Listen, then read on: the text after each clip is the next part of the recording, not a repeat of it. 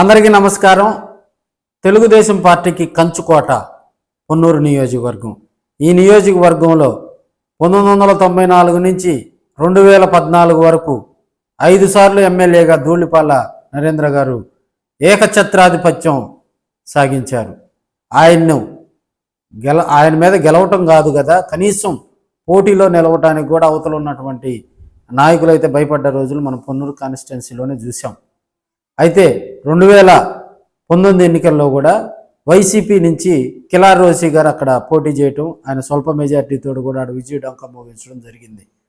అంటే దాదాపుగా 5 times Congress party వల్ల కాల అక్కడ గెలవటానికి కూడా.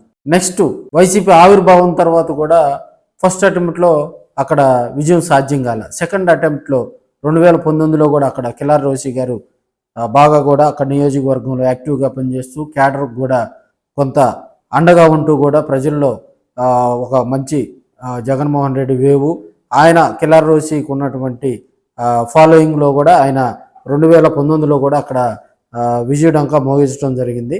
తదనంతరం ఆయన గుంటూరు పార్లమెంటుకు పంపి జగన్మోహన్ రెడ్డి గారు తీసుకున్నటువంటి ఒక అనాలోచిత నిర్ణయం వల్ల కూడా ఆయన గుంటూరు ఎంపీగా పోటీ చేయడంతో కూడా మళ్ళీ ఇక్కడ మురళీకృష్ణ గారిని కూడా ఇక్కడికి తీసుకురావడం జరిగింది వైసీపీ తరఫున. మళ్ళీ అక్కడ పాత పద్ధతి మళ్ళీ ధూళిపాళ్ళ నరేంద్ర గారు కూడా దాదాపుగా 32,000 మెజార్టీతో కూడా 2024 ఎన్నికల్లో విజయ డంకా మోగించడం జరిగింది. సో ఇప్పుడున్న పరిస్థితుల్లో కూడా అక్కడ వైసీపీ వెంటిలేటర్ మీద ఉందని చెప్పాలి. గతంలో కూడా వాళ్ళ నాన్నగారు కూడా 83, 1985లో కూడా 2 టైమ్స్ అదే కాన్స్టిట్యున్సీలో కూడా ఆయన ఎమ్మెల్యేగా పనిచేయటం, ఈయన సంఘం డైరీకి కూడా ధూళిపాల నరేంద్ర గారు కూడా ఎమ్మెల్యేగా చేస్తూనే సంఘం డైరీకి కూడా చైర్మన్గా పనిచేసినటువంటి సందర్భాలు, అక్కడ ఉన్నటువంటి క్యాడర్ తోటి వాళ్ళకి మమేకమైనటువంటి సందర్భాలు. అయితే ఆయన విజయానికి కూడా అవకాశాలు ఉన్నాయి.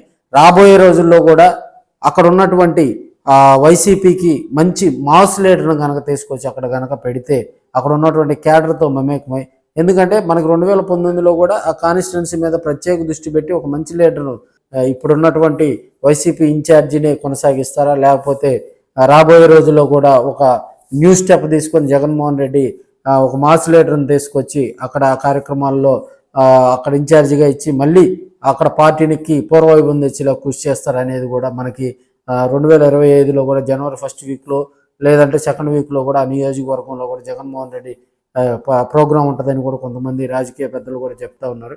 మరి కొన్ని రోజులు వెయిట్ చేయాలి మరి.